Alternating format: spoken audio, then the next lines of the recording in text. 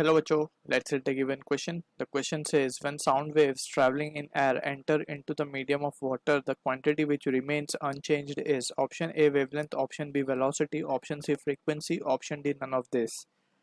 So इस question का जो key concept we need to understand is the concept of characteristic of sound wave, characteristic of rather sound wave will say generalized wave. ठीक है, तो यहाँ पे we have studied a relation between the speed of sound that is v is equals to n into lambda where v is speed. ये relation हमें पता होना चाहिए. n is the frequency and lambda over here is the wavelength. तो इस तरीके का एक रिलेशन हमने पढ़ा है. अब यहाँ पे जो सिचुएशन गिवन है उसके अकॉर्डिंगली हमें बोला गया when sound wave travelling in air enter into the medium of water.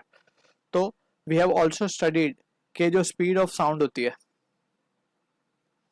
Speed of sound जो होती है, it is speed of sound in water is more than speed of sound in air. ठीक है ना. Sound की जो speed होती है वो वाटर में ज्यादा होती है कंपेयर टू एयर, और वाटर से भी ज्यादा वो सॉलिड में होती है. बेसिकली कोई सॉलिड मीडियम से अगर वो पास हो रही हो तो वहां पे तो sound speed of sound is greatest we can say. ठीक है, compare to liquid and gas. तो यहाँ पे वाटर में एयर से ज्यादा होगी speed of sound. And also we can see कि जो फ्रीक्वेंसी टर्म है, फ्रीक्वेंसी बेसिकली क्या होता है, number of repetition per second, number of repetitions per second, उसको हम डिफाइन करते हैं एज फ्रीक्वेंसी. अब हम अगर मान ले कि जो फ्रीक्वेंसी है वो सोर्स की प्रॉपर्टी होती है. बेसिकली किसकी प्रॉपर्टी होती है, सोर्स की प्रॉपर्टी, जो कि वो फ्रीक्वेंसी प्रोड्यूस कर रहा है. ठीक है, लेट्स सपोज हमारे पास एक सोर्स है, ठीक है, जो कि 10 बार to and fro motion perform कर रहा है, 10 बार आगे पीछे हो रहा है, यानी कि 10 बार जो है उसकी 10 hertz will be the frequency, right. ये एक एग्जांपल ले रहे हैं हम. तो ये फिक्स होगी, मीडियम पे डिपेंड नहीं करेगी, whether it is moving in air और whether it is moving in water और in other medium, it will be producing 10 cycle और 10 repetitions per second.